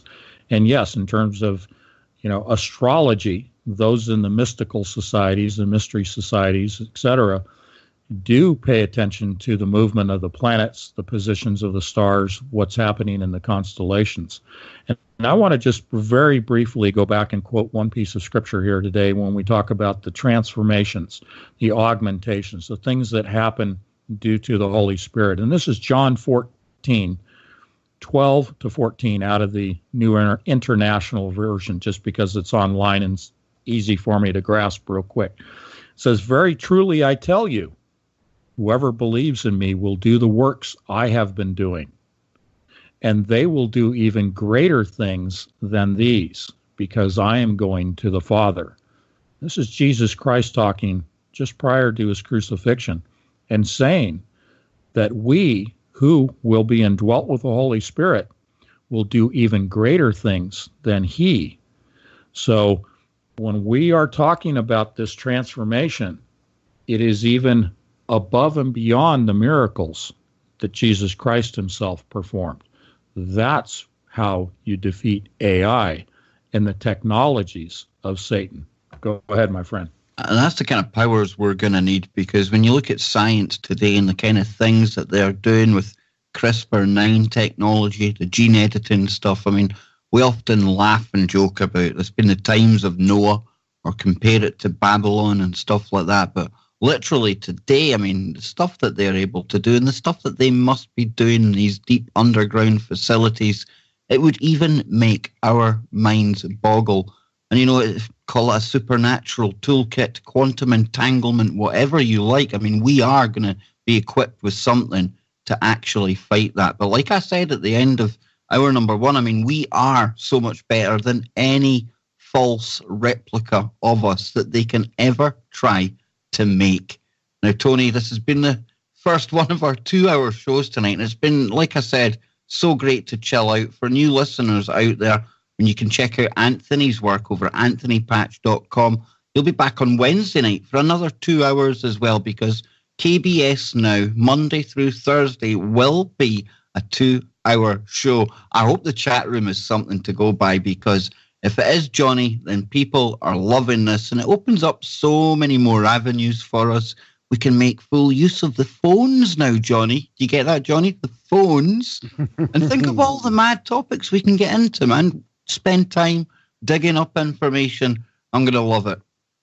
Yeah, it'll be good, Kev, because it's one of them ones where we'll be digging up things during the show. And yeah, I can see it really working well, buddy. Really can. And after this show, because everything's changing here at TFR, we like to freshen things up. Our good friend, our sister, Lockie, she will be live right here. And in hour number 2, she will be joined by Brooks Agnew, no less. You know, I remember the time I asked Brooks about Elon Musk, and because they're both in the electric motor kind of game, I think it killed the whole show. It really did. But Brooks is such an amazing guy. What a wealth of information, just like Mr. Patch. And Mr. Patch, I come to you because any plans for what we're doing Friday on your show? No, because I'm dependent upon you. You're not meant to give that away on air. I don't even have any plans for what we're doing on Wednesday. In fact, I've barely got plans for tomorrow yet. Well, it's just a matter of the research that we do and what rises to the top. And I got to tell you, you know, I appreciate you inviting me on with Johnny twice a week. And now, you know, it ends up that I'm going to be with you guys, you specifically, for 6 hours a week. That is fantastic. And I want to thank Chris and Cherie Gio for allowing me to participate with you, Kev, for so many hours each week now. And there's just a lot of information. Don't worry, folks. We have lots of information coming at us, like I said, as a fire hose downloading to us, and we have plenty to talk about. And there's plenty in my e-magazine, Entangled, available through anthonypatch.com. Thank you, Kevin and Johnny. No, it's brilliant, Anthony. And like I said to Mr. Gio on Skype during the break, I even messaged him to thank him for trusting us, Johnny, with a 2-hour show, because, you know, 1 hour, that's one thing, but going for 2 hours and doing it right here on TFR, that means the world to both of us. It really doesn't, because of Chris and Cherie and everyone out there that listens. But like I say, new changes on the network, and lucky, her show, you've got more details of that, Johnny. Yeah, that's right, Kev, because Lucky's show starts at 7 p.m. Mondays and Wednesdays from now on. So at 7 p.m. Mondays and Wednesdays. And so, Johnny, since you're coming on like an hour number 2, are you going to be like my fluffer, my executive producer? Are you going to warm up the guests before they come on? Well, that's the best way to do it, Kev. And we can get them laughing, get them relaxed, and I'm sure he'll really enjoy it anyway. Absolutely. So, listen, folks, lots to look forward to right here on KBS. And don't forget, you can find most of these shows, additional notes, extra videos, articles that we talk about over on kevbakershow.com. Check out Anthony's website over at anthonypatch.com. And of course, Anthony, we've got the forum coming up in September. What's the date for that? 16th and 17th? Yes, indeed, sir. It certainly is. You can check out details of that over at anthonypatch.com. So I hope you're all excited about the 2-hour show and all the stuff that I've got lined up in the future, because I certainly am. And it means the world for me. It really does, to get 2 hours to talk to all of you. Some nights it was so rushed and I was left feeling disappointed at the way shows went, but no more. Stepping up the game right now. And I promise each and every one of you out there, as every 2-hour show goes by, it's going to get better and better. But I need your help as well. So remember, tell everyone, absolutely hammer them on social media, be it the Facebook, be it the Twitter. Get the AI angry. Make it want to stop your posts, because you're going to be telling everyone that we're live at 10 p.m. in the UK from now on, 5 p.m. on the East Coast, 2 p.m. on the West Coast, on the home of the Kev Baker Show, one and only TFRlive.com. So for tonight until tomorrow, wherever you are, make it TFR. And didn't touch that dial. God bless you all. That's his word. Resources, that's his word. From parallel dimensions. Okay? And he even calls them parallel universes, but that's a misnomer. And even in that video I played there, Anthony, he doesn't deny the fact that he was speaking about these other dimensions. He kind of says that we hijacked it. So he's admitting, again, that he is talking other dimensions. He is. And to be very specific, what he is saying or claiming that we have hijacked is calling it quantum pollution. You know, he doesn't use that phrase, but that's our way of translating when he says grabbing resources from parallel dimensions, parallel realities. Resources is the word to focus upon. We define that and translate it as quantum pollution. He's bringing information and 10% more energy than they input into these parallel dimensions by their own words. So when you say resources, we're simply defining what resources are. Anytime you bring information, computational information from another parallel reality, that is going to influence this reality, which is also comprised of computations, mathematics realizing themselves in geometric shapes. Mathematics define the reality. As God created the mathematics of the universe, that becomes in the material world the geometric shapes of matter. Therefore, we are being very specific when we say resources that are brought into this reality, thus pollute this reality. And in the popular parlance, it is called the Mandela effect. Okay? I mean, that makes perfect sense. I mean, if you've got some kind of lake or a body of water, right, and you introduce more water or oil or some other liquid from some other source, then obviously it's going to have an effect on the actual lake, whatever kind of body of water you're putting it into. And it's much in the same way, right? Yeah, very much the same way. And it's, it's really unavoidable that the pollution will take place. So what they've done, they've taken this modern form of necromantic communication with the other side, and they're gaining information as Dee and Kelly did in their 15th century forms of necromancy. And they're bringing that information in, and they're changing our world. They're changing our reality. So let me read his own words. Again, taking from the 2013 video that we're highlighting, and all the links are in my article. Everything is documented. He is stating, there's a very clear prediction back in 2013, very clear prediction that our most successful theory of nature makes. And that is, there are an enormous number, mind-boggling. This is the Kev Baker Show.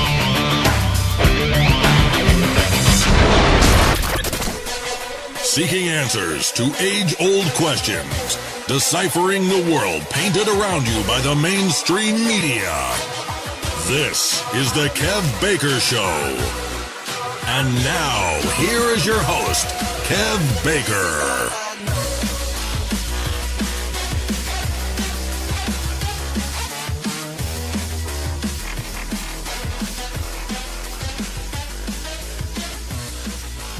Good morning, good afternoon, good evening. Do not adjust your dials. The clocks have not gone mad. I am live. It is the earlier time. And for all of you brilliant listeners out there, I'm Kev Baker. This is the Kev Baker Show. And we're now running for 2 hours a night. How about that, folks? Now, I know this is something that a lot of you have been wanting since day one. And I couldn't be prouder or more pleased at the fact that I'm eventually able to do that for all of you out there. You know, I'm nervous at the same time because it is a big step. But after the heart attack a few months ago, it's taken a bit of time to get my confidence back. But now that I am and I'm feeling a little better, slowly but surely, I am absolutely going to be upping my game right here on KBS, starting with this new 2-hour slot. So I bet we're going to see heaps of people coming in for hour number 2 thinking, what is going on here? we'll need to be hitting social media. I'll try and tell as many people as I can about this new change. Now, don't panic if you are a Johnny Whistles fan, because Johnny is just equally a part of this show as I am. And as we all know, and we're all happy, Johnny started his new job just recently, and he's in training right now, but he's still going to be around to join us for hour number 2. So no fears with anything like that. Some nights it'll just be me. Other nights I'll mix it up with a guest for an hour. We'll get phones on. We can take our time with people like how I've got tonight, Mr. Anthony Patch on tonight. And how often have all of you out there been left saying, oh, we need more time? And even myself, Anthony, and Whistles off air were like, it just goes too quickly. James Swagger as well. He's going to be coming back to the show on Thursday night. Something to look forward to there. But Tony, we're here. We're 2 hours now, man. And it's going to be nice to take it easy tonight and really get in depth in some of the subjects we talk about. But along with the audience, right, I blame you for this really as well, because you've kind of been giving me that kick up the bum. You've kept me going ever since that pesky heart attacks knocked me over. And I just want to say thank you, because long overdue this second hour. So whatever it took, it's a good thing, right? It is, definitely. And I'm glad you're alive and kicking. And I want to remind people we're still doing I'm doing this, not Kev, but it is the GoFundMe campaign. And you can see the button on my anthonypatch.com website. So we want to continue to support you in that. And I am very proud of you that you stepped up to the plate. But I don't think you have to be nervous. I mean, you do 2 hours with me every Friday, and then you do 3 hours on Freaky Friday right after that. So that's a 5-hour day. Doing 2 hours, that's no big deal for you, my friend. I know, I'm just playing it down, Tony. I don't want to set myself up for a giant fall. But before we get into all of our stuff tonight, for the audience out there, tomorrow night in hour number 2, it feels so good even saying that, David Sereda is going to be joining me. We're going to be getting into space, the sun, all that kind of stuff tomorrow night right here on KBS. And of course, Johnny Whistles is going to be with us later on the show as well. And before we get into the latest stuff that we've been looking at with AI, we've shared some fascinating stories over the weekend and more so today. But Tony, we're on the eve of yet another publication of what is it now, the 3rd issue of Entangled magazine? Talk to us about that, man.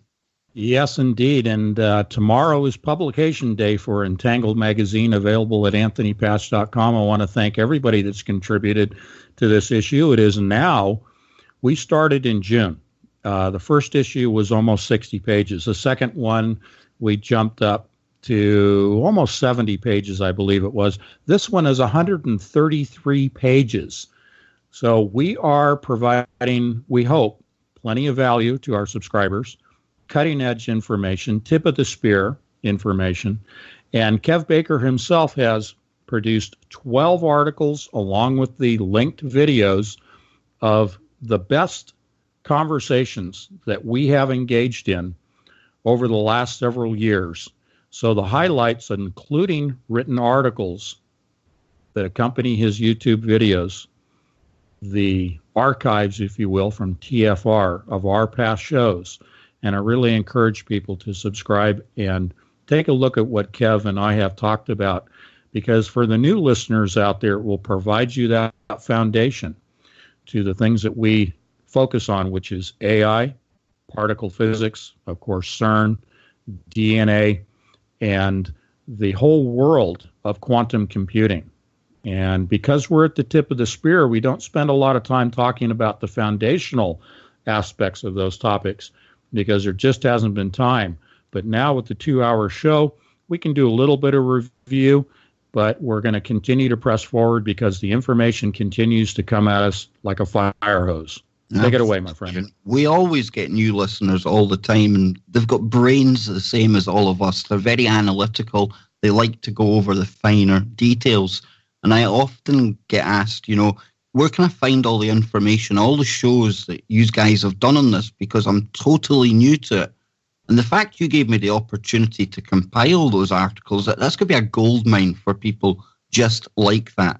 And at the same time, with the 2 hours now, this enables us to put stuff like that out and press ahead with a show that really it is on the very front line of this kind of information. This technology, it's not tomorrow, it's here now. And I go through video after video, article after article, and I'm left I'm quite proud of the fact that together, along with Whistles as well, we really are presenting some of the biggest, most relevant questions, and we're connecting dots, Tony, that I'm not hearing many other places. Yeah, it's very true. And just as way of review, I think that we will talk about one of the articles that I have posted in Entangled for this month, and it is called The Mandela Effect and D-Wave's Boltzmann Machine, Quantum Pollution. And this fits into your articles because you and I have covered this, again, as foundational. But what we're talking about today as part of our discussion is, again, the video that we have cited so many times back in 2013 by Gordy Rose, co-founder of D-Wave, in which he is talking about quantum computers. He's talking about AI, and by way of what he's talking about in referring to parallel realities, parallel dimensions, he's also talking about the Mandela effect. So we'll get into some of that stuff. That's a little bit of review, but if people will think back to last Friday, in which we talked about the fact that Gordy Rose just recently made a presentation to Technology or Tech Vancouver to an audience just the last couple of weeks, in which he was talking about the Mandela effect, and Kev Baker and Anthony Patch, and put up a graphic of our show and tried to make a mockery of our discussions relating the Mandela effect as quantum pollution as derived from parallel dimensions accessed by D-Wave. And what we laid out, and in this article that I'm laying out, are his own words. And we began that on Friday. And the article we're talking about today for the August 1st issue of Entangled magazine, I transcribe the infamous 2013 video in which he says, when you stand next to one of these machines, the D-Wave quantum computer, it is like standing at the altar to an alien god. And he chooses his words for specific reasons. Go ahead. No, I was blown away today when you shared with me the fact you had gone over that video again. And I thought that video was ingrained on my mind. And we made him famous for publicizing these quotes about the alien and the heartbeat and stuff like that.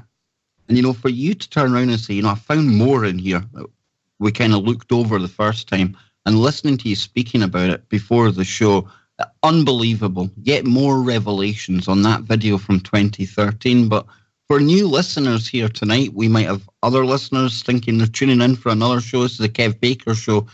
And like Tony said there, one of the founders of D-Wave Quantum Computers, he actually addressed us at the opening to one of his talks. It's only a minute long. I want you to take a listen to this because I just can't get enough of this, Tony.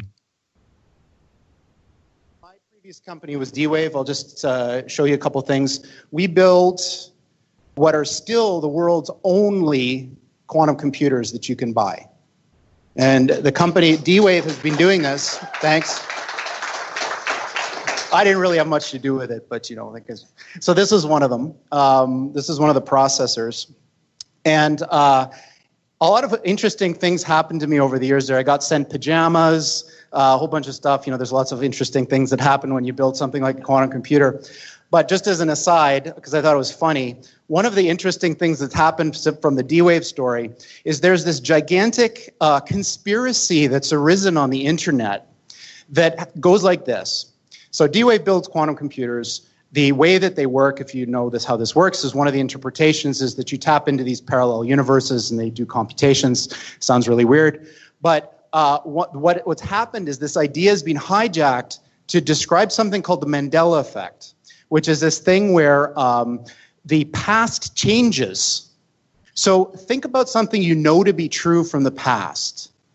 And then imagine you went out on the internet and you can't find it at all. It's not there. it doesn't match with your experience. So these people think that D-Wave is responsible, and CERN. And of course, the quantum key to the abyss factors into it somehow. I'm not exactly sure how.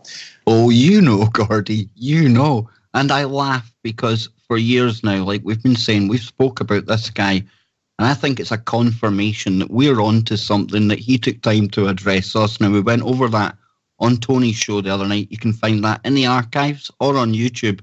But like I say, we've almost made that video with him infamous, Tony. We've referenced it so many times, and people have taken that information. And that's not us saying, oh, we found it, or we're kind of unique for putting it out there, things like that. But so many times I've heard the quotes about the alien god, stuff like that. And now you're going to tell me or going to tell the audience about even more kind of revelationary information that we breezed over the first time. Yeah, I'm glad we have the 2-hour show today. I'm not going to go through every point in the article because people may find that it's just too tedious. I'll take some highlights. You can read the definitive transcription of this 2013 video in which he's presenting this to a technology group, much like he did with Tech Vancouver just this past week or so.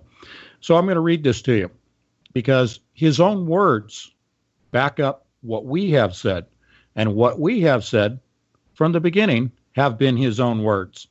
So we're not making things up and extrapolating or stepping into the world of conjecture. We use his own words. And to preface that, he has talked about grabbing, that